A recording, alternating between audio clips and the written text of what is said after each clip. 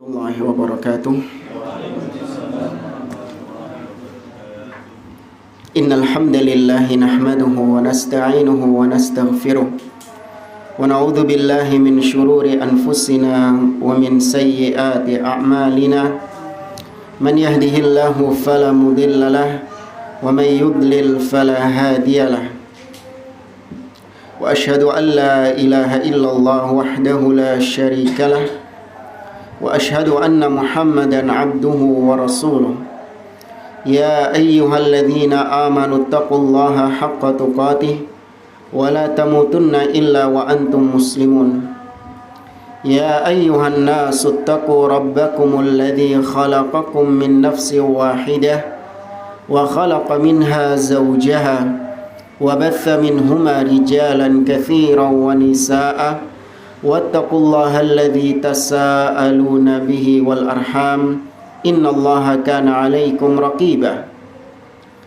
يا أيها الذين آمنوا اتقوا الله وقولوا قولا سديدا يصلح لكم أعمالكم ويغفر لكم ذنوبكم ومن يطع الله ورسوله فقد فاز فوزا عظيما أما بعد فإن أصدق الحديث كتاب الله وخير الهدي هدي محمد صلى الله عليه وسلم وشر الأمور محدثاتها وكل محدثة بدعة وكل بدعة ضلالة وكل ضلالة في النار. Ma'asyiral muslimin, ikhwani fillah, rahimani wa rahimakumullah. Alhamdulillah, segala puji bagi Allah Azza wa Jalla yang karena limpahan nikmatnya dan karena taufiknya kita dipertemukan kembali oleh Allah di majlis ini untuk kita melanjutkan kembali pembahasan kitab Sifat Salatin Nabi Sallallahu Alaihi Wasallam oleh Al-Imam Muhammad Nasiruddin Al-Albani rahimahullahu ta'ala. Pada pertemuan terakhir kita sampai pada pembahasan tentang Al-Qira'ah, yaitu bacaan-bacaan di dalam salat. Ya, benar ya. Terakhir sampai situ. Hah? Al-Fatihah ya. Ya, maklum. Efek libur panjang.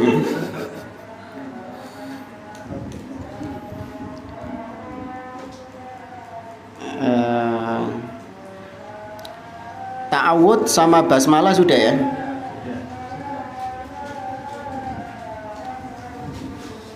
Sebentar.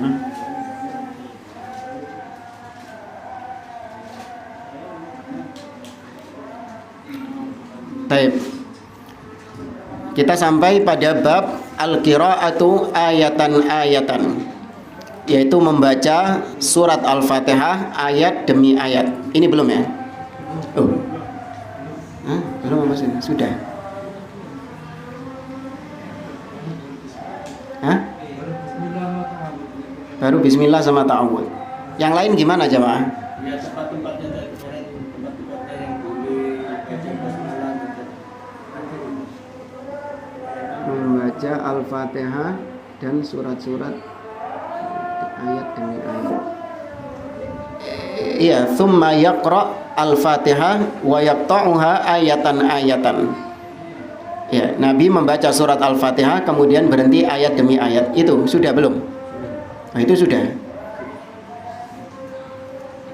Yang di sini dijelaskan kadang Nabi membaca Maliki Yaumiddin, kadang membaca Maliki Yaumiddin. Sudah juga ya? Belum. Ya mulai situ dah.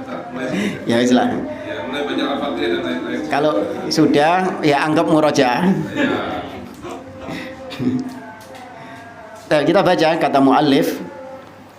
Thumma yaqra'ul Fatihata wa yaqta'uha ayatan-ayatan. Kemudian Nabi SAW setelah membaca ta'awud, a'udzubillahi minasyaitonirrajim, dan membaca bismillahirrahmanirrahim, Nabi kemudian membaca Al-Fatihah. Wa yaqta'uha ayatan-ayatan, dan Nabi itu memotong pada setiap ayat, yakni berhenti pada setiap ayat. Beliau kemudian menyebutkan Bismillahirrahmanirrahim. Nabi membaca Bismillahirrahmanirrahim, thumma yaqif. Kemudian Nabi berhenti. Thumma yaqul. Nabi melanjutkan Alhamdulillahi Rabbil Alamin. Thumma yaqif. Kemudian Nabi berhenti. Thumma yaqul. Kemudian Nabi melanjutkan Ar-Rahmanir Rahim. Thumma yaqif. Kemudian Nabi berhenti lagi.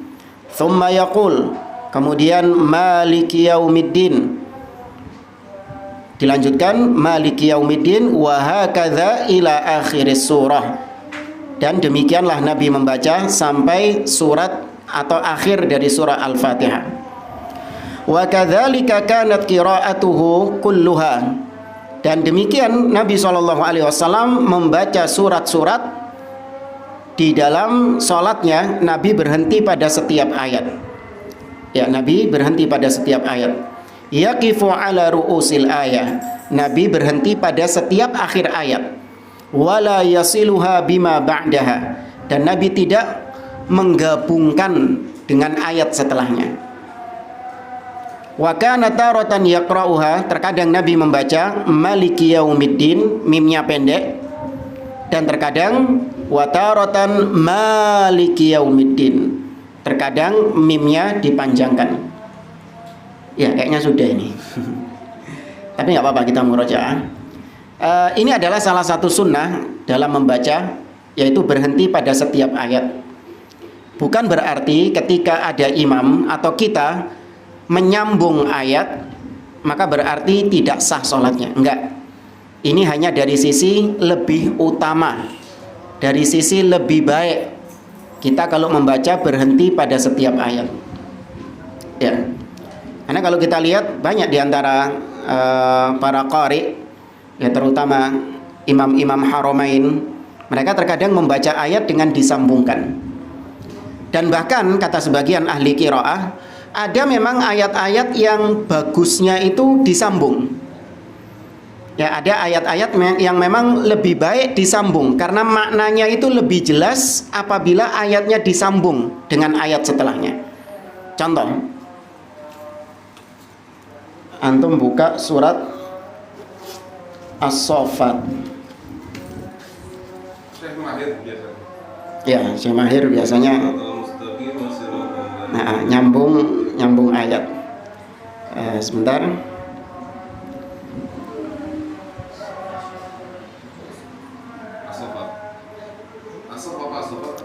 As-Saffat. Ya, As-Saffat. Ayat yang ke 151 dan 152. Yang punya mushaf dilihat 151 dan 152. Ayat ini itu maknanya lebih nampak ketika disambung bacanya.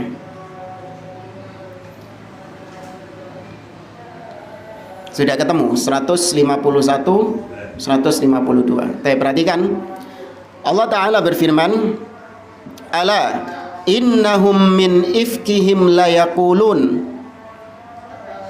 Ketahuilah atau ingatlah, sesungguhnya di antara kedustaan mereka, yaitu mereka mengatakan.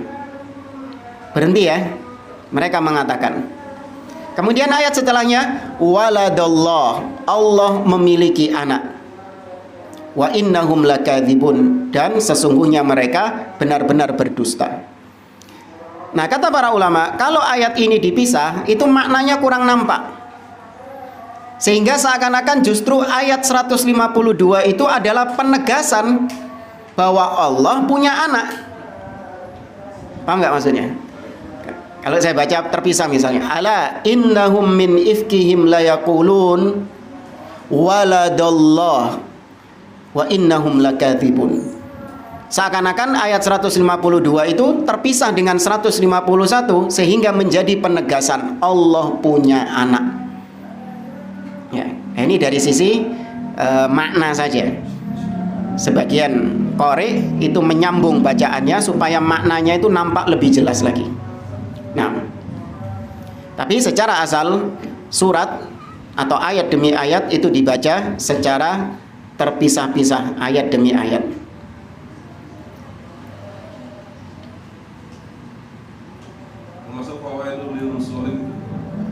Fawailul lil musallin. Alladzina hum an sholatihim sahun. Celaka orang yang sholat. Kalau berarti orang sholat kok celaka gitu. Ya, fawailul lil musallin. Kemudian alladzina hum an sholatihim sahun. Ini ya Termasuk itu. boleh untuk disambungkan seperti itu, dan kalaupun dipisah itu maknanya tetap terjaga. Kenapa demikian? Karena ketika disebutkan fawailul lil musallin, maka pasti akan muncul tanda tanya. Siapa orang-orang sholat yang celaka itu? Maka baru kemudian disambungkan alladzina hum an sholatihim sahun, yaitu khusus bagi orang-orang yang lalai dalam sholatnya. Ya. Baik, kita lanjutkan di bab berikutnya, yaitu rukniyatu al-Fatihah wa fadailuha. Tentang rukunnya surat Al-Fatihah. Kok rukunnya ya? Surat Al-Fatihah termasuk rukun. Di situ apa? Apakah adalah rukun sholat? Oh, Al-Fatihah adalah rukun Rukun sholat. salat. Wa fadailuha, dan keutamaan surah Al-Fatihah. Baik, wa kana yu'azzimu min sya'ni hadhihi surah. Kata beliau, Nabi SAW itu sangat mengagungkan surat Al-Fatihah. Fakana yaqul, Nabi SAW bersabda, la salata liman lam yaqra bi fatihatil kitab, aw la salata liman la yaqra'u fiha bi fatihatil kitab fasa'idan. Kata Nabi SAW, tidak ada solat, yakni tidak sah solat seseorang yang di dalamnya tidak membaca Fatihatil Kitab, yaitu surah Al-Fatihah. Dalam riwayat yang lain, Nabi SAW bersabda, wa fi lafdhin, la tujzi'u salatun la yaqra'ur rajulu fiha bi Fatihatil Kitab. Tidak mencukupi, tidak tercukupi, berarti tidak sah, tidak diterima, karena tidak terpenuhi salat seseorang yang di dalamnya tidak membaca surat Al-Fatihah. Wa taratan yaqul, dalam riwayat yang lain Nabi SAW mengatakan, man shalla salatan lam yaqra fiha bi Fatihatil Kitab fahiya khidajun hiya khidajun ghairu tamamin. Kata Nabi, barang siapa yang mengerjakan suatu salat namun dia di dalamnya tidak membaca surat Al-Fatihah, maka dia khidaj, salatnya itu tidak sempurna, dan tidak sempurna. Nah, di sini Syekh Muhammad Nasiruddin Al-Albani menyebutkan tentang perselisihan di antara para ulama tentang hadis yang terakhir tadi. Nabi mengatakan tidak sempurna. Berarti kalau tidak sempurna bukan berarti tidak sah. Paham ya? Kalau tidak sempurna berarti tidak sah. Artinya pahalanya itu tidak sempurna. Ada ulama yang berpendapat demikian, kata Syekh Muhammad Nasiruddin Al-Albani. Namun dibantah oleh beliau, enggak. Tidak sempurna di situ menyebabkan tidak sahnya sholat. Ya, tidak sempurna itu bukan berarti pahalanya yang berkurang, enggak. Tapi tidak terpenuhi rukunnya sehingga menyebabkan tidak sempurna. Nah, karena tidak sempurna inilah tertolak. Karena namanya tidak sempurna ini kan masih ambigu ya. Contoh misalnya, antum beli mobil, beli kendaraan, enggak sempurna. Misalnya apa? Ada berat-beratnya, ya ada berat-beratnya. Tapi terkadang ya antum terima nggak? Nggak apa-apa lah, berat-berat sedikit. Nggak sempurna ini, ada berat-beratnya sedikit. Tapi terkadang ada ketidaksempurnaan itu menyebabkan antum menolak secara total. Ya, ketidaksempurnaan menyebabkan antum menolak secara total. Seperti misalnya antum mau ngurus sesuatu itu apa, surat-surat misalnya, entah BPKB atau STNK. Bodong. Iya, Mobilnya bodong. mobilnya bodong. Iya, wani. Nggak berani. Misalnya ya nggak sempurna. Ada satu persyaratan yang tidak antum penuhi. Itu dikatakan nggak sempurna persyaratannya. Maka ketidaksempurnaan itu menyebabkan tertolak. Ya, menyebabkan tertolak semuanya secara keseluruhan. Ya, wallahu a'lam. Ini panjang kalau disebutkan perselisihan di antara para ulama. Akan tetapi yang sahih, yang benar bahwasanya surat Al-Fatihah itu rukun di dalam sholat. Yang tidak membacanya tidak sempurna, berarti tertolak. Karena hadits-hadits yang lain menunjukkan makna itu. Ya, hadits-hadits yang sebelumnya kita sebutkan, la sholata liman lam yaqra bi Fatihatil kitab, tidak sah salat seseorang yang tidak membaca surah Al-Fatihah. La tujzi'u shalah, tidak diterima salat seseorang yang tidak membaca surat Al-Fatihah. Ini semua maknanya menunjukkan bahwa surah Al-Fatihah itu adalah rukun di dalam salat.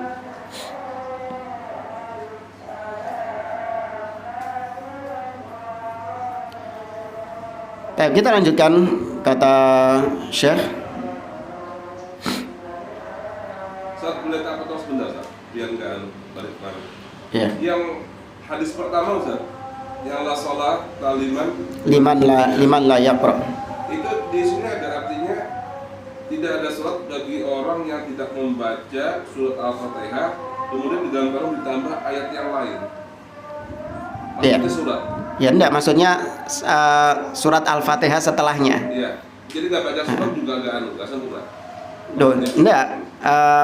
Apa sih terjemahnya di situ? Terjemahnya di sini tidak ada sholat bagi orang yang tidak membaca di dalamnya surat Al-Fatihah, kemudian di dalam Quran ditambah ayat yang lain. Fasoidan diterjemahkan ayat yang lain. Ya, ini Ustaz. Oke, Ustaz, aman.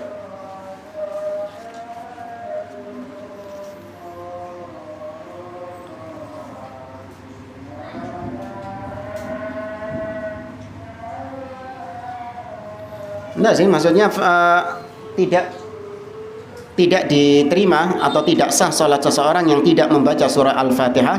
Fasoidan ayat yang lain, maksudnya dari surah Al-Fatihah juga, bukan surat-surat yang lain, enggak, tapi juga dari surat Al-Fatihah. Jadi dengan kata lain salat sunnah tanpa baca surat sah ya?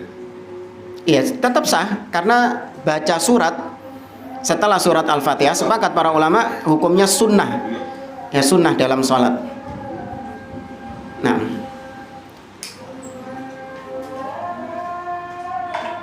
kita lanjutkan dalil berikutnya. Qala Allahu tabaraka wa ta'ala, berkata Allah subhanahu wa ta'ala, yaitu hadits qudsi. Allah mengatakan, qasamtus salata baini wa baina abdi nisfain. Aku membagi salat antara aku dengan hambaku menjadi dua bagian. Kata-kata salat di sini maksudnya surat Al-Fatihah. Karena di antara nama lain dari surah Al-Fatihah adalah As-Salah. Ya, nama lain dari surat Al-Fatihah adalah As-Salah. Surat Al-Fatihah juga disebut Ummul Quran, Ummul Kitab. Ya, kemudian juga disebut dengan As-Salah. Disebut juga dengan Alhamdu. Disebut juga dengan surat Ar-Ruqyah. Karena di antara khasiat dari surat Al-Fatihah juga Ruqyah, untuk pengobatan. Ada banyak nama-nama lain dari surat Al-Fatihah. Nah, salah satunya namanya adalah As-Salah, disebut dengan salat. Maka makna aku membagi salat, maksudnya aku membagi surat Al-Fatihah antara aku dengan hambaku dibagi menjadi dua. Separuh untuk Allah, separuh untuk hamba. Kemudian yaqulullahu ta'ala, fanisfuha li wa nisfuha li abdi. Separuh untukku, kata Allah, setengahnya untuk hambaku. Wa li abdi ma sa'al, dan untuk hambaku apa yang dia minta dalam surah Al-Fatihah itu. Ya, untuk hambaku apa yang dia minta dalam surah Al-Fatihah. Wa qala Rasulullah sallallahu alaihi wasallam, maka Nabi sallallahu alaihi wasallam mengatakan, iqra'u yaqulul abdu alhamdulillahi rabbil alamin, yaqulullahu ta'ala hamadani abdi. Ketika hamba mengatakan alhamdulillahi rabbil alamin, maka Allah mengatakan hamidani abdi, hambaku sedang memujiku. Pasti Allah mengatakan demikian. Ustaz, kalau ada 1000 orang yang sholat gimana? Iya, Allah mengatakan demikian. Nggak usah dibayangkan, oh lah repot lah Allah. Ya. Itu karena pakai apa? Pakai akal. Allah diserupakan dengan makhluk. Setiap kali ada yang baca Al-Fatihah, masa Allah mengatakan demikian? Iya, kita imani demikian. Ya. Kan Allah repot berarti, itu ente yang repot. Allah nggak repot ngurusi makhluk segini banyak. Ada jutaan manusia, semuanya sedang berdoa kepada Allah, dan Allah mendengar semua doa itu. Kalau disamakan dengan kita, repot nggak? Repot. Mendengar 2 orang berbicara saja kita kerepotan, apalagi 3 orang, apalagi jutaan orang. Antum bayangkan ya, karena lihat ketika ngelihat di hari Arafah, jutaan manusia semuanya berdoa kepada Allah. Ini padahal cuma jutaan, belum kaum muslimin yang lain. Allah mendengar semua doanya itu. Apakah itu susah bagi Allah? Enggak. Bagaimana caranya Ustadz Allah bisa mendengar semuanya? Nah, itu yang jadi masalah. Jatuhnya seseorang ke dalam kesesatan ketika sudah menanyakan tentang bagaimananya sifat Allah. Cukup imani Allah mendengar semuanya. Allah menjawab semua hamba yang membaca surah Al-Fatihah, alhamdulillahirabbil alamin. Allah mengatakan hamidani abdi, hambaku sedang memujiku. Iya. Kemudian juga dalam hadis ini, di sini hadis inilah yang dijadikan dalil oleh para ulama bahwa Bismillahirrahmanirrahim itu bukan termasuk ayat dalam surah Al-Fatihah. Ini dalilnya. Kenapa? 7 ayat Allah. Dari hadis ini, kenapa kok dikatakan Bismillahirrahmanirrahim bukan termasuk ayat dalam surah Al-Fatihah? Iya, karena Allah langsung mengatakan alhamdulillahirabbil alamin. Apabila hamba berkata alhamdulillahirabbil alamin, maka Allah mengatakan hambaku sedang memujiku. Tuh, ayat pertama yang Allah katakan apa? Alhamdulillahirabbil alamin. Ya, tapi sekali lagi ini khilaf. Ini khilaf di antara para ulama yang kita harus toleransi dalam khilaf-khilaf seperti ini, harus berlapang dada. Ya, karena khilaf-khilaf dalam masalah ijtihadiyah seperti ini, para ulama mentolerir hal tersebut. Yang keliru tidak menyebabkan dia keluar dari ahlus sunnah, dikatakan menyimpang, dikatakan ahlul bid'ah, enggak.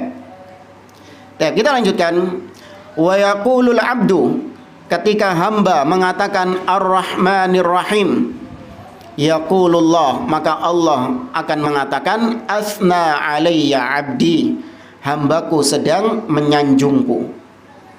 Ya, hambaku sedang menyanjungku.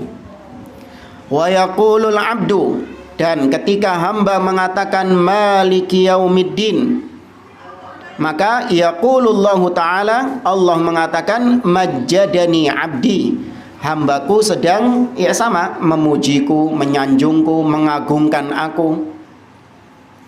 Yaqulul abdu, dan ketika hamba mengatakan iyyaka na'bud wa iyyaka nasta'in, maka Allah mengatakan fahadhihi baini wa baina abdi.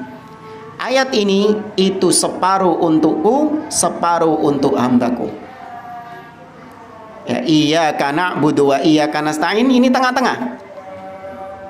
Ya, kata Allah, ini antara aku dengan hambaku. Hamba mengatakan kepada engkaulah kami beribadah, dan kepada engkaulah kami meminta pertolongan. Itu separuh untuk Allah, yaitu Allah diibadahi, disembah, sedangkan hamba mendapatkan pertolongan dari Allah dalam rangka beribadah kepada Allah Subhanahu wa ta'ala. Nah, baru kemudian wali abdi masa'al, bagi hambaku apa yang dia minta.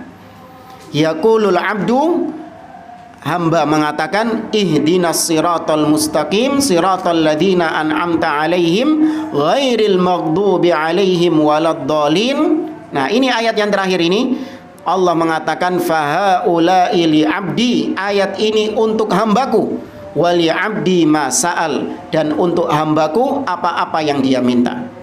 Karena yang terakhir tadi adalah doa, permintaannya. Dan ini juga hadis ini dijadikan dalil oleh para ulama bahwa adab dalam berdoa itu hendaklah kita memuji Allah Subhanahu wa taala terlebih dahulu. Baru kemudian kita meminta. Dari mana itu? Surat Al-Fatihah mengajarkan kita demikian. Sebelum kita mengucapkan request kita, permintaan kita, apa permintaannya dalam surah Al-Fatihah? Ihdinas siratal mustaqim sampai selesai.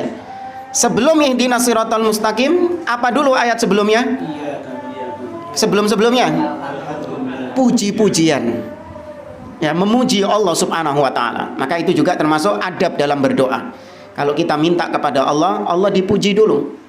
Allahumma lakal hamdu kullu wa lakas syukru kullu. Allahumma innaka antallahu la. Ya, pokoknya dipuji dulu. Baru kemudian kita meminta kepada Allah Azza wa Jalla.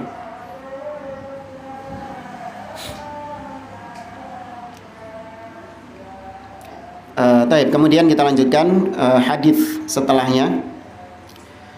Wa kana yaqul, dan Nabi SAW juga bersabda, ma anzalallahu azza wa jalla fit Taurah wala fil Injil mithla ummil Qur'an wa hiya sab'ul mathani wal Qur'anul azim alladhi utituhu.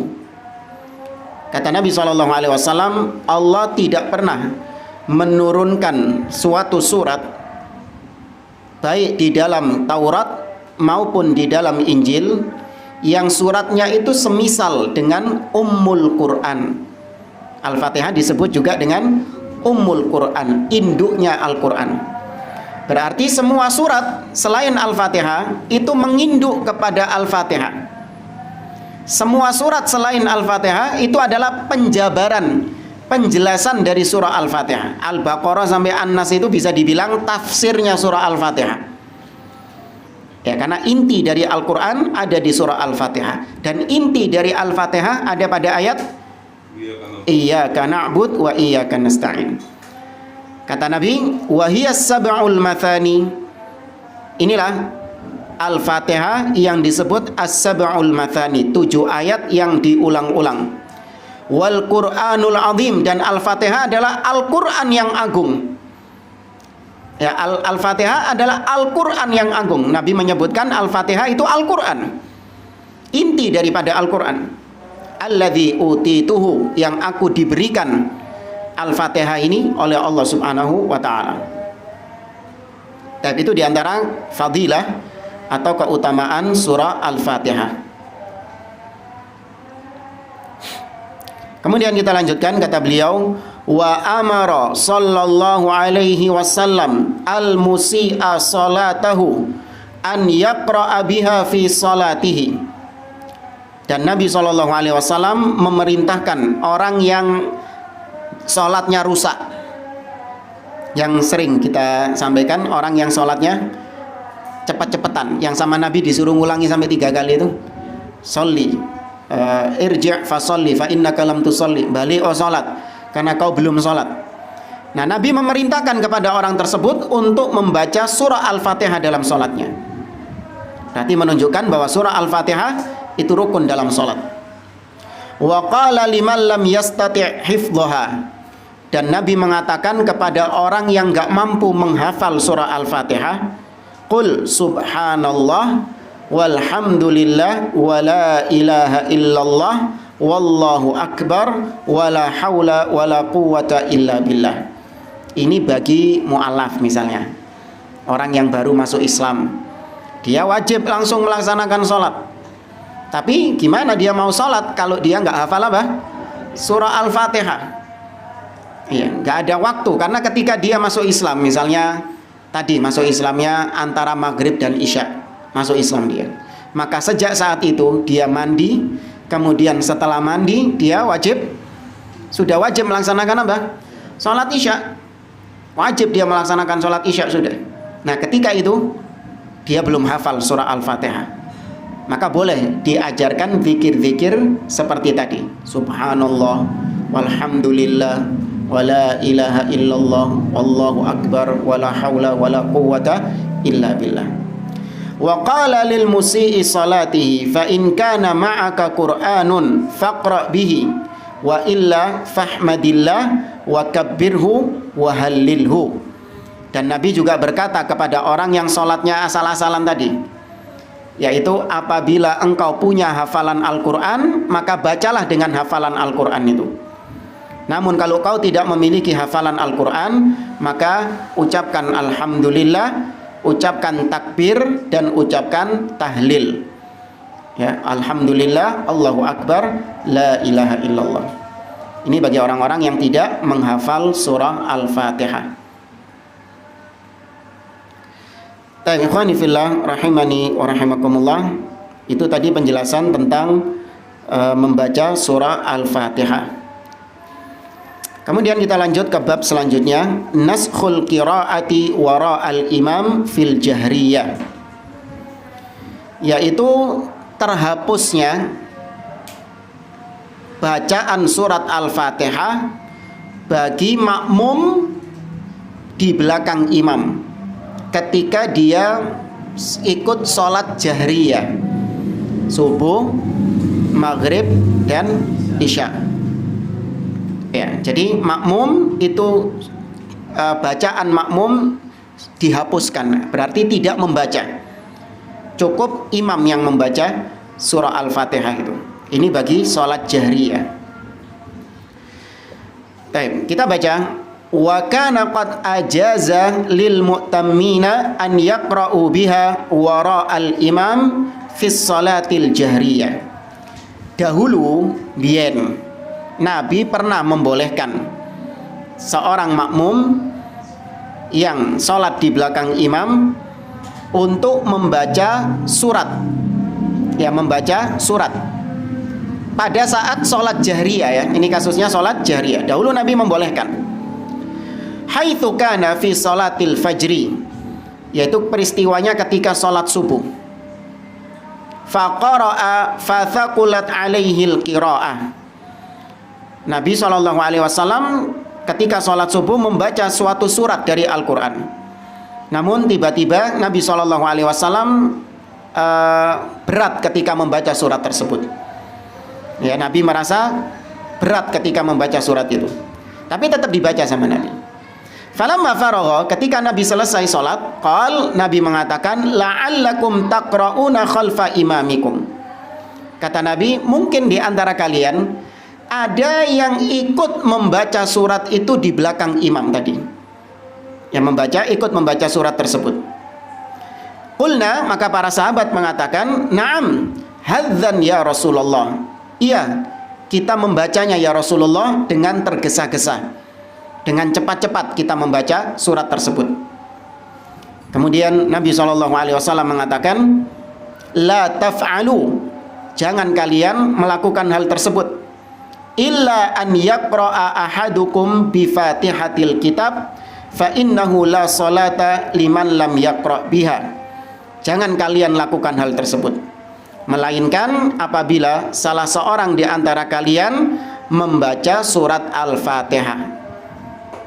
Ya, kalau kalian membaca surat-surat yang biasanya surat-surat lain, ini biasanya ada ketika imam membaca Sabbihisma rabbikal a'la alladzi khalaqa fasawwa, itu ada makmum yang ikut membacanya. Maka ketika itu Nabi SAW mengatakan, jangan kalian melakukan itu kecuali apabila salah seorang di antara kalian membaca surat Al-Fatihah. Karena kata beliau, sholat tidak sah tanpa membaca surat Al-Fatihah. Ya.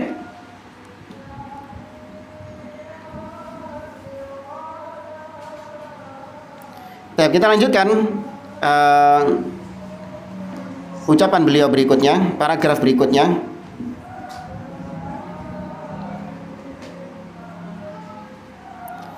Kata Syekh, "Tsumma nahahum 'anil qira'ati kulliha fil jahriyah." Itu Nabi melarang dan membolehkan surat Al-Fatihah di hadis sebelumnya. Nah, kemudian setelah itu Nabi SAW melarang para sahabat membaca Al-Quran secara umum pada solat-solat jahriyah. Wa dzalika hina insarafa min salati jahrin fiha bil qira'ah. Wa fi riwayatin annaha salatus subh. Ini terjadi ketika Nabi SAW selesai melaksanakan atau selesai membaca bacaan Al-Qur'annya. Ini sholat jahar ya. Selesai membaca bacaan Al-Qur'annya di sholat jahar. Dan dalam riwayat ini di waktu sholat subuh. Maka selesai itu Nabi SAW mengatakan, hal qara'a ma'i minkum ahadun anifan. Kata Nabi, apakah ada di antara kalian yang ikut membaca Al-Quran bersamaan dengan bacaanku? Faqala rajulun, seorang sahabat mengatakan, na'am, iya. Ana ya Rasulullah, aku ya Rasulullah. Faqala inni aqulu ma unazi'u. Kata orang tersebut, aku ya Rasulullah yang membacanya. Maka Nabi SAW mengatakan, sesungguhnya aku mengatakan kepadamu, kenapa bacaanku kok diikuti? Ya, kenapa bacaanku kok diikuti? Nabi mempertanyakan sahabat tersebut yang mengikuti bacaan Nabi SAW. Artinya Nabi nggak ingin ada bacaan yang menyeling-nyelingi bacaannya Nabi SAW. Nabi nggak ingin bacaannya disisipi oleh bacaan selain beliau. Nah, kemudian Abu Hurairah mengomentari, qala Abu Hurairah, fantahan nas anil qiraah ma'a Rasulillah sallallahu alaihi wasallam. Maka sejak saat itu para sahabat tidak lagi membaca Al-Qur'an di belakang Nabi sallallahu alaihi wasallam. Fi ma jahara fihi Rasulullah sallallahu alaihi wasallam bil qiraah, yaitu ketika salat-salat jahriyah. Wis mandek. Ya, para sahabat tidak lagi membaca di belakang Nabi sallallahu alaihi wasallam. Hina sami'u dzalika min Rasulillah sallallahu alaihi wasallam. Tatkala para sahabat mendengar teguran seperti itu dari Nabi sallallahu alaihi wasallam, mereka tidak lagi membacanya. Mereka tidak lagi membaca di belakang Nabi SAW. Wa qara'u fi anfusihim sirran fima la yajhar fihil imam. Namun para sahabat masih tetap membaca surat di belakang Nabi hanya pada sholat apa? Sholat yang sir. Ya, sholat yang tidak dikeraskan bacaannya. Namun kalau sholat yang dikeraskan, para sahabat tidak lagi membacanya.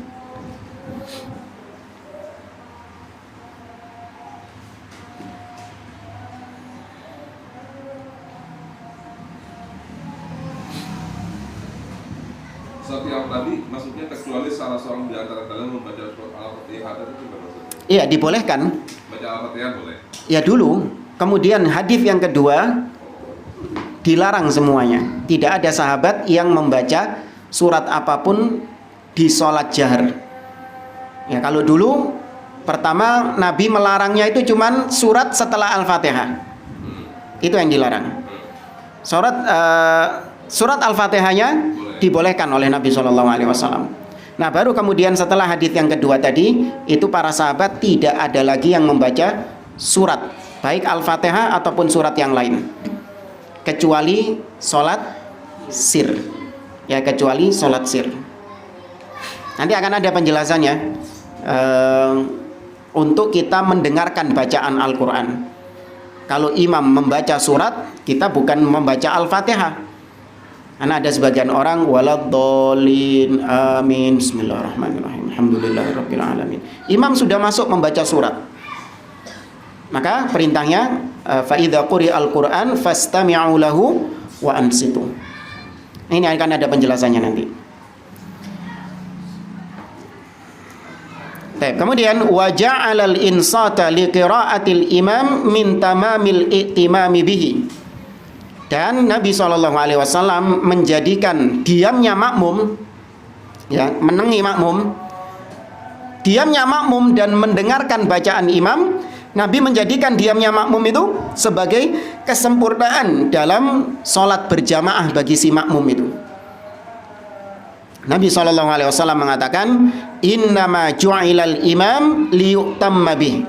Sesungguhnya imam itu dijadikan untuk diikuti. Dijadikan imam itu hanya untuk diikuti. Fa idza kabbara fakabbiru. Kalau imamnya takbir, maka kalian takbir. Wa idza qara'a, ini penekannya di sini. Apabila imam membaca, maksudnya membaca surat, fa ansitu, menengo. Dengarkan, diam dan dengarkan. Ya, ansitu artinya diam, menyimak. Ya, ini menunjukkan bahwa ketika imam membaca, maka makmum cukup diam.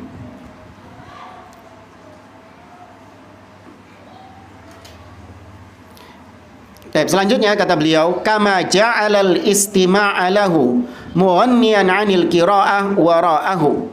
Sebagaimana Nabi SAW menjadikan makmum yang menyimak bacaan imam itu sudah tercukupi bacaan imam tersebut. Jadi ketika makmum menyimak bacaan imam, maka itu sudah cukup bacaan imam itu bagi si makmum. Nabi mengatakan, man kana lahu imam fa qira'atul imam lahu qira'ah. Barang siapa yang dia sedang sholat bersama imam, maka kiroahnya imam itu adalah kiroah juga baginya. Bacaan imam itu adalah bacaan juga baginya, yaitu bagi makmum. Ya, bacaannya imam itu juga bacaan bagi makmum. Ya, ini ada perdebatan dari para ulama, disebutkan oleh Syekh Muhammad Nasiruddin Al-Albani. Namun nggak perlu kita perpanjang tentang masalah ini. Wallahu a'lam, yang benar seperti yang dijelaskan oleh beliau, bacaan imam termasuk bacaan makmum. Ketika kita melaksanakan sholat jahriyah, maka cukup kita mendengarkan bacaan imam tersebut. Ketika kita melaksanakan sholat sirriyah, maka kita juga ikut membaca. Namun kalau bacaan kita nggak sempurna, maka bacaan imam sudah mewakili. Contoh, ketika kita ikut join sholat berjamaah, kita ikut tengah-tengah. Misalnya imam sudah mau ruku, kita baru gabung, baru Allahu Akbar, imam sudah ruku, padahal kita baru ambekan, katakanlah Allahu Akbar, imamnya sudah ruku, Allahu Akbar. Apa yang kita lakukan? Langsung ikut ruku. Ustaz, kita belum baca surah Al-Fatihah. Nah, ini berlaku hadis ini. Surat Al-Fatihahnya sudah diikutkan bacaan imam. Ya, nggak perlu kita cepat-cepatan. Bismillahirrahmanirrahim. Enggak. Sudah diwakili. Oh iya.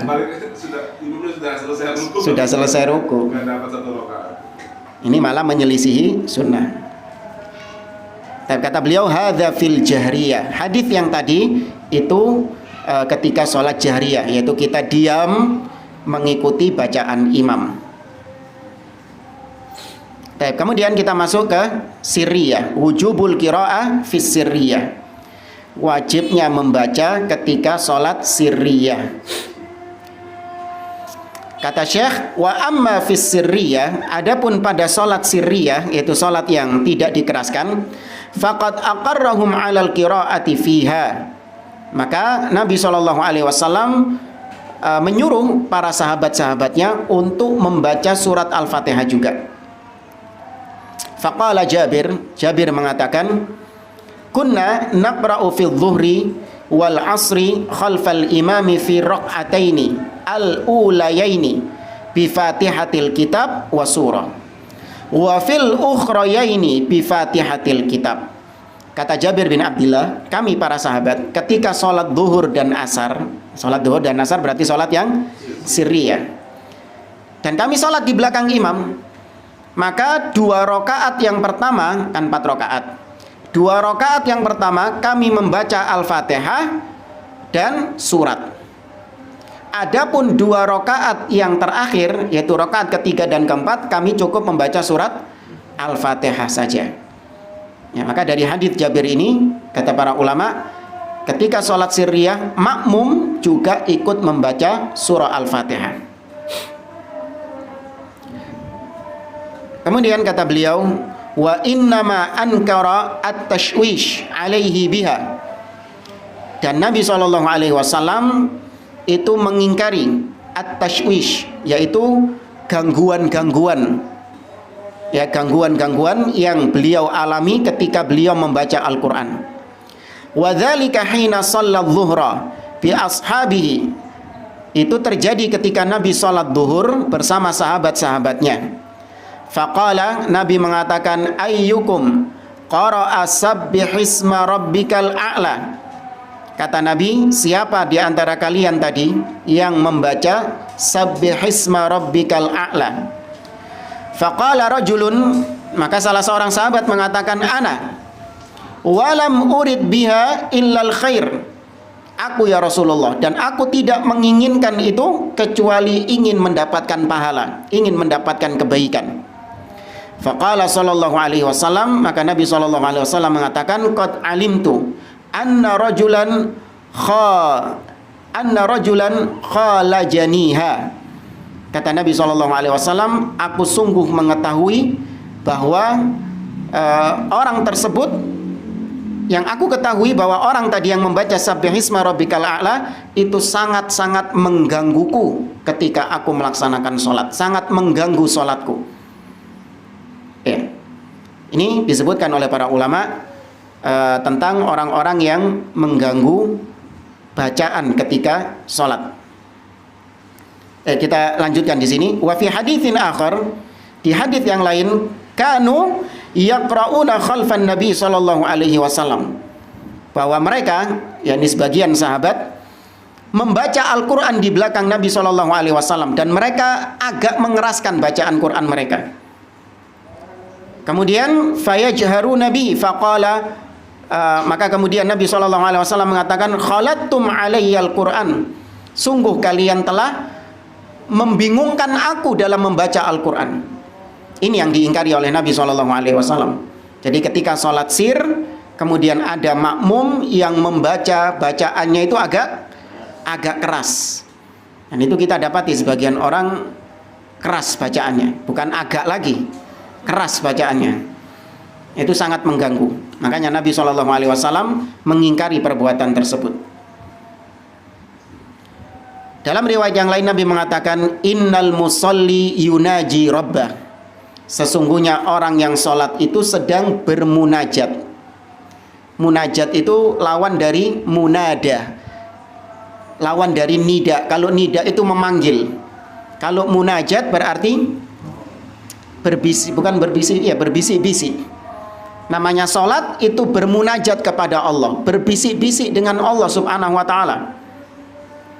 Falyandur bima yunajihi bihi. Kata Nabi SAW, maka hendaklah dia melihat kepada siapa dia sedang berbisik-bisik.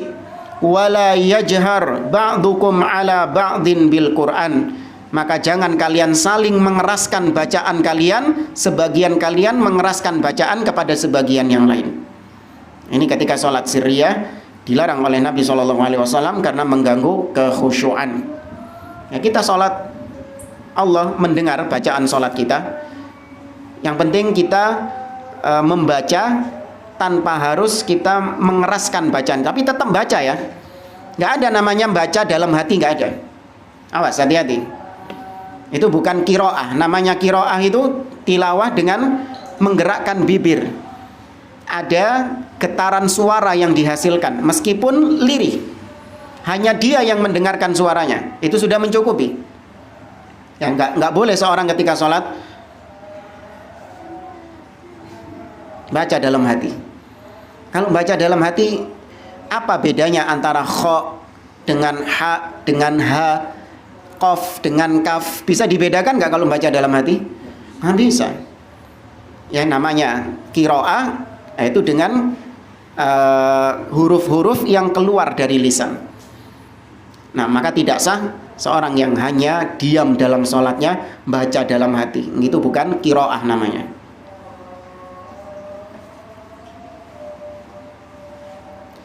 Kita lanjutkan kata Syekh, wa kana yaqul, dan kemudian Nabi SAW mengatakan, man qara'a harfan min kitabillah falahu bihi hasanah. Barang siapa yang membaca satu huruf dari kitabullah, dari Al-Quran, maka dia akan mendapatkan satu kebaikan. Wal hasanatu bi'ashri amthaliha. Satu kebaikan dilipat gandakan menjadi 10. La aqulu alif lam mim harfun. Aku tidak mengatakan kepada kalian alif lam mim itu satu bobotnya. Walakin alifun harfun, wa lamun harfun, wa mimun harfun. Tapi alif itu satu huruf, lam satu huruf, mim satu huruf. 3 kali 10 berarti 30. Ya. Baik jamaah rahimani wa rahimakumullah. Kita berhenti sampai di sini dulu. Mungkin ada yang mau ditanyakan, silakan. Assalamualaikum warahmatullahi wabarakatuh. Waalaikumsalam. Seperti penjelasan Pak Ustadz yang pertama kali waktu Rasulullah SAW membaca ayat Al-Fatihah berhenti dalam satu ayat berhenti. Sedangkan tadi penjelasan lagi ada beberapa qiraat atau imam yang membacanya bersambung supaya artinya maknanya itu akan Lebih sempurna. Apakah ada riwayat Rasulullah menyambung ayat semacam itu? Kalau Rasulullah menyambung ayat, wallahu a'lam, mana nggak pernah tahu ada riwayatnya demikian. Akan tetapi diamalkan oleh sebagian salaf. Sebentar.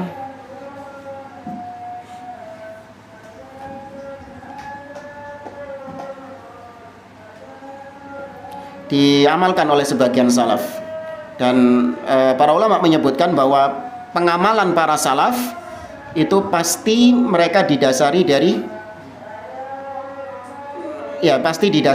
ilmu yang mereka dapatkan dari Nabi SAW.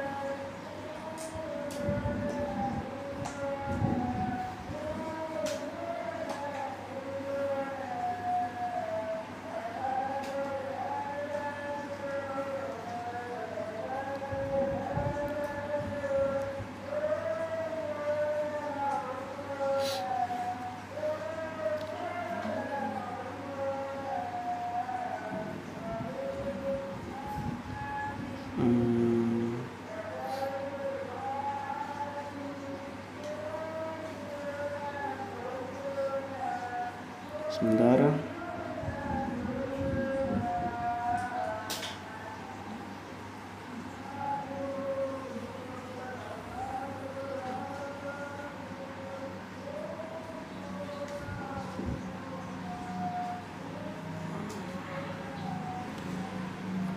Ayat 67.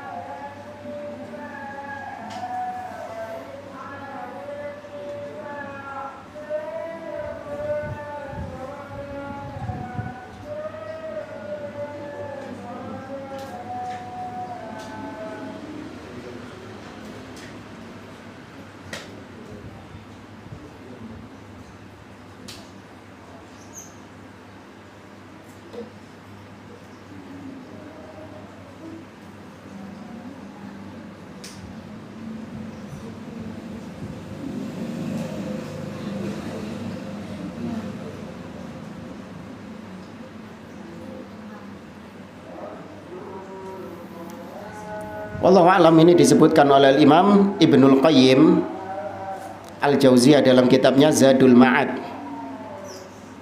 Ya, beliau hanya menyebutkan bahwa itu lebih afdol, bukan syarat membaca Al-Quran berhenti pada setiap ayat itu adalah syarat membaca Al-Quran, enggak.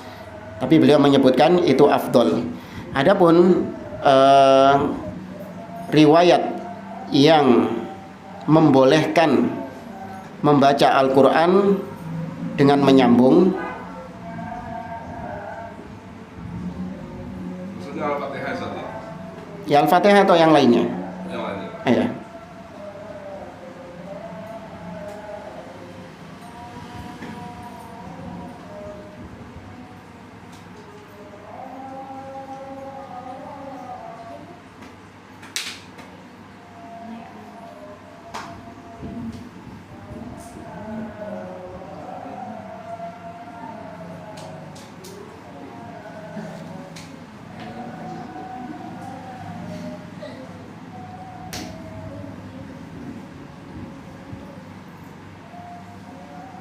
Wallahu alam, nggak disebutkan di sini.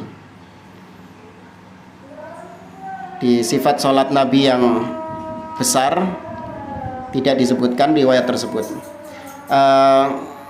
Maksud saya ada kiroah seperti kiroah yang riwayat dari kiroah sab'ah. Kita tahu kiroah sab'ah itu sanadnya bersambung kepada Nabi SAW. Nah, terkadang sebagian kiroah tersebut menyambung antara ayat yang satu dengan ayat yang lain. Nah, dari situ dipahami bahwasanya menyambung ayat itu juga pengamalan para salaf terdahulu. Mereka bukan secara mutlak melarang menyambung antara ayat yang satu dengan ayat yang lain, tidak. Tapi itu pengamalan salaf. Ya, misalnya riwayat dari Nafi' atau riwayat Warsh atau riwayat Qalun dan riwayat-riwayat yang lain. Sebagian yang punya sanad riwayat tersebut, mereka juga menyebutkan bolehnya menyambung antara satu ayat dengan ayat yang lain. Nah, wallahu a'lam. Cuman kalau riwayat yang menyebutkan dengan tegas bahwa Nabi SAW menyambung bacaan, wallahu a'lam, ana tidak pernah tahu. Tapi yang lain mungkin? Untuk yang mu'alaf tadi, yang belum hafal Surat Al-Fatihah tadi, untuk setiap gerakan gimana? Sama, dia baca tasbih itu tadi. Dia baca tasbih itu tadi. Karena hanya itu yang dia bisa. Hanya itu yang dia bisa. Cuman kalau diajarkan sebentar, subhana rabbiyal azim, subhana rabbiyal a'la, subhana rabbiyal azim, subhana rabbiyal a'la, cukup satu kali sudah ini, nggak perlu 3 kali subhana rabbiyal a'la, subhana rabbiyal a'la. Cukup satu kali bilang kepada dia, satu kali saja sudah mencukupi. Tasyahud juga demikian, dia baca subhanallah, alhamdulillah, wala ilaha. Nah, Kalau bacaannya 3 kali itu sunnah ya? Sunnahnya 3 kali. iya, bacaan 3 kali itu sunnah. Satu kali sudah mencukupi. Subhana rabbiyal azim sudah. Apakah bacaan yang dikeraskan tadi itu apakah bisa dikiaskan dalam doa-doa sujud? Kan kadang ada orang subhanallah terlalu keras itu enggak. Iya. Apakah bisa dikiaskan? Iya, sama juga bacaan-bacaan lain yang bisa mengganggu sholat orang yang ada di sebelahnya. Entah itu bacaan ruku, bacaan sujud. Terkadang kita dapati sebagian orang terlalu keras melafalkannya, subhana rabbiyal a'la wa bihamdi, subhana rabbiyal a'la. Ada yang seperti itu. Ya, biasa-biasa saja. Yang penting didengar sama kita sendiri. Nggak perlu orang lain mendengarnya. Nah. Iya. Ini masalah sholat sirra. Apabila ada makmum nggak sempat baca Al-Fatihah, kemudian imamnya dulu ruku. Sudah tadi. Sudah dapat 1 rakaat makmumnya tadi. Iya. Langsung dia ikut ruku. Sudah dapat 1 rakaat. Bacaan Al-Fatihahnya dia itu sudah dibaca sama imam. Nggak perlu dia buru-buru cepet-cepetan baca Al-Fatihah, nggak perlu. Iya, sholat sir sama, sholat sir, sholat jahar juga. Nah, jadi kan startnya takbir dulu ya. Tetap takbir dulu, nggak langsung ruku. Baru takbir lagi ruku. Iya, jadi Allahu Akbar, baru ambekan gini, imamnya sudah langsung ruku. Allahu Akbar. Maka kita ikut ruku dan sudah dapat 1 rakaat. Ya, sudah dapat 1 rakaat karena Al-Fatihah kita sudah dibaca oleh imam. Bukan datang langsung masuk rukuk, bukan ya? Nggak boleh, nggak sah. Boleh ya, nggak sah ya? Nggak sah. Dimulai dengan takbir. Harus dimulai dengan takbiratul ihram. Gitu ya. Sholat harus dimulai dengan takbiratul ihram. Berdiri, takbiratul ihram berdiri. Ya, bukan takbiratul ihram. Dekat dulu ya. Adapun kalau mengangkat tangan itu sunnah. Mengangkat tangan ketika takbiratul ihram itu sunnah. Maksud takbiratul ihram adalah ucapan Allahu Akbar, dan itu diucapkan ketika berdiri. Ya, ketika berdiri. Adapun mengangkat tangan itu sunnah hukumnya. Jadi kalau kita mau sempurnanya, kalau imam sudah posisi sujud dan kita ingin gabung langsung sama imam, berdiri dulu. Allahu Akbar, baru kemudian Allahu Akbar langsung sujud. Sama, langsung Allahu Akbar, Allahu Akbar, rukuk. Ya, kalau sudah sempurna mendapati tumakninahnya rukuk, maka dapat 1 rakaat. Tapi kalau tidak mendapati tumakninahnya rukuk, yaitu belum rukuk gini, imamnya sudah Allah sami Allahu liman hamidah, maka nggak dapat. Apa nggak usah gesusu jamaah.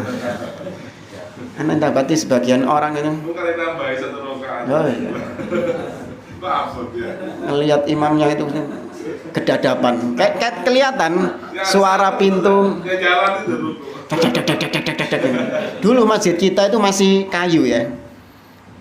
Masjid kita, iya, jadi lantai 2 lantai itu sholatnya di atas. Mana tahu ya masjid di tempat kita itu, iya, kayu masih kan. Jadi kalau ada yang gesusu itu sudah tahu. Banter suaranya. Dan lucunya orang-orang yang ketika takbiratul ihram dikhusyuk-khusyukkan, Allahu Akbar, nggak jadi. Allahu Akbar, baleni mana. Ketika mau ruku cepet, nggak pakai dibalen-balen nih, langsung isok Allahu Akbar.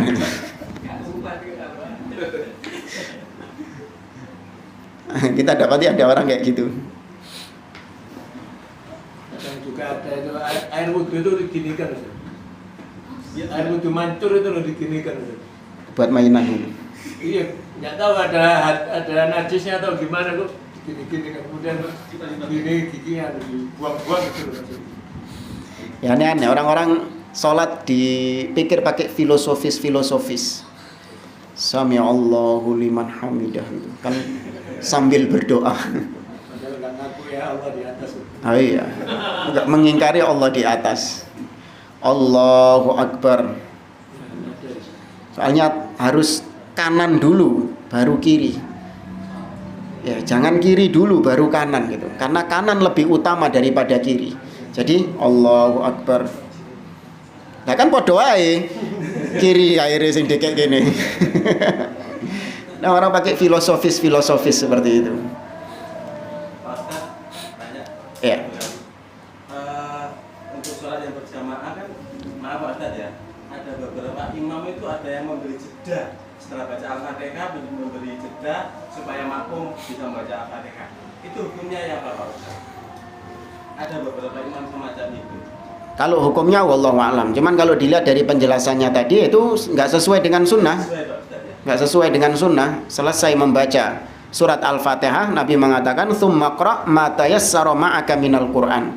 Kemudian bacalah ayat-ayat yang mudah bagimu untuk ayat-ayat yang mudah bagimu dari Al-Qur'an. Nabi tidak memerintahkan tsumma qif, kemudian berhentilah sejenak. Enggak.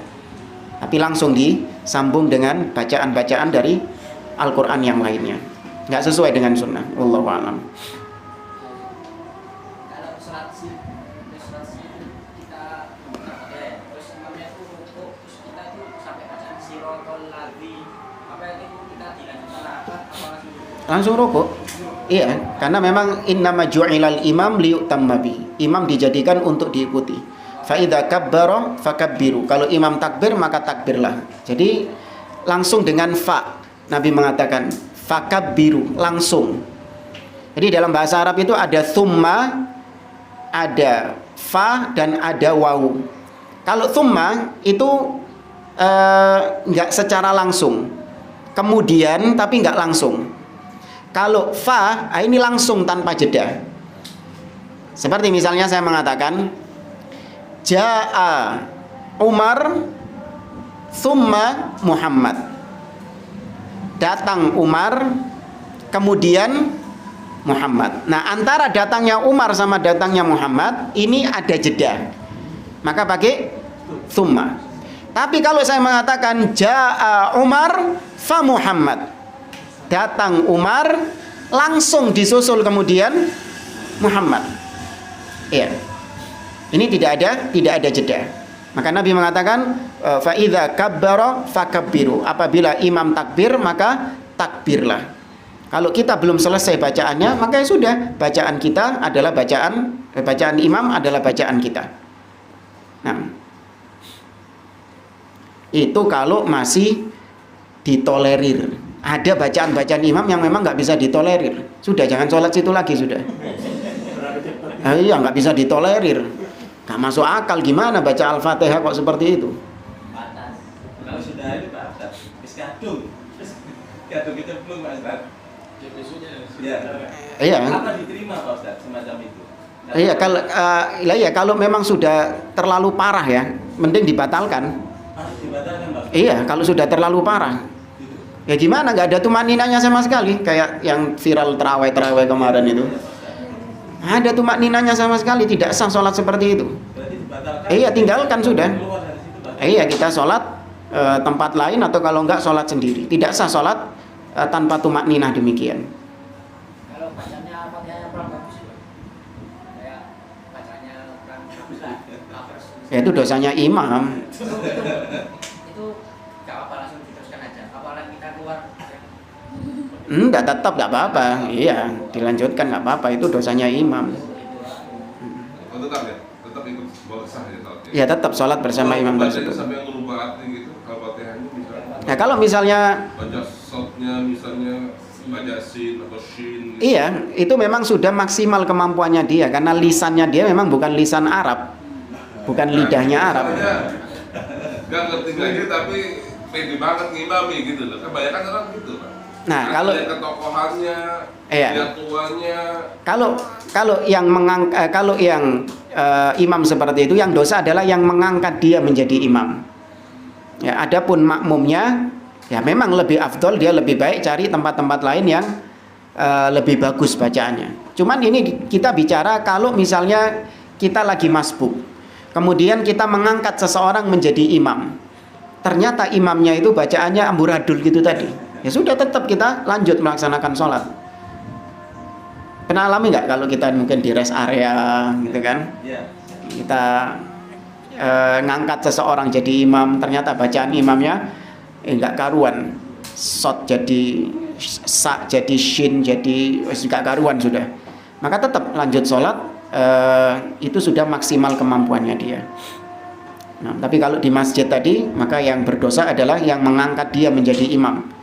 Tidak layak tapi diangkat menjadi imam. Adapun makmum tetap sah sholatnya. Wallahu a'lam. Kalau ngangkat sih nggak ada Pak. Tapi kebanyakan ya pengurus ya. Kalau namanya pengurus tuh ya segala-galanya. Berkuasa. Ya gitu. Atau mungkin dia ya katakanlah tokoh yang dituakan, apalagi yang berjasa dengan masjid itu. Yang lain minggir. Ya dikasih masukan. Kalau kena kayak gitu gimana? Kasih masukan nggak bisa. Kasih masukan nggak bisa. Ya. Dikasih masukan, ada imam yang lebih baik bacaannya, ada upaya dulu. Kalau memang nggak ada ya sudah, di tempat lain insya Allah. Kalau memang sudah parah bacaannya sampai bisa merubah makna dari surah Al-Fatihah itu. Wallahu a'lam. Kalau baca apa itu pakai langgam Jawa itu gimana? Itu pernah dibahas juga. Al-Quran itu turun dengan bahasa Arab. Ya, Al-Quran turun dengan bahasa Arab, maka harus dibaca dengan lahjahnya orang-orang Arab. Ya, harus dibaca dengan kiroahnya orang-orang Arab. Ya, wallahu a'lam, jatuhnya bid'ah di dalam agama. membaca Al-Quran dengan langgam Jawa, jatuhnya bid'ah di dalam agama.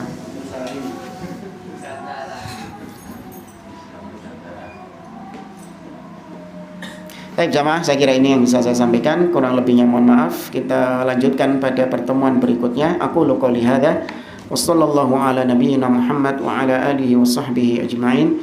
Wa akhiru da'wana anil hamdulillahi rabbil alamin. Wassalamualaikum warahmatullahi wabarakatuh.